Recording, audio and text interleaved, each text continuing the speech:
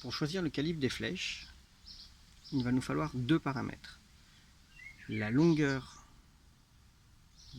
de la flèche en partant de ce point-là jusqu'au creux de l'encoche. Donc en fait on ne comprend pas la pointe, on utilise vraiment la partie flexible du tube ou du fût si c'est du fût bois, et la puissance. Donc allonge et puissance.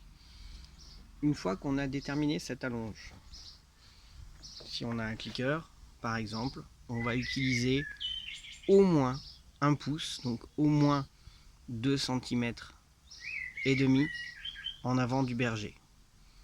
Là on voit j'en ai à peu près 3,5, c'est pas mal. On peut se servir de cet artifice de clicker avancé, on peut même beaucoup plus les avancer en cas de petite allonge inférieure à 25 pouces, car en dessous de 25 pouces une flèche vole très mal. Donc une fois qu'on a son allonge et sa puissance pesée avec un peson à l'allonge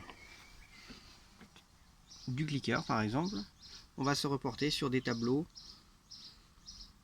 À gauche la puissance, en haut l'allonge, et on retrouve des gammes de spin qui vont nous permettre de faire des choix.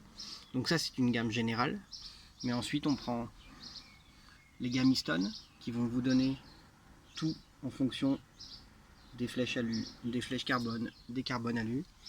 On peut prendre certaines autres marques. Chaque fois les tableaux peuvent varier de 100, parfois 50 en termes de spin. Donc voilà, une fois qu'on a déterminé ça, la flèche doit être coupée, montée, pointe collée, et on pourra débuter les réglages en dynamique.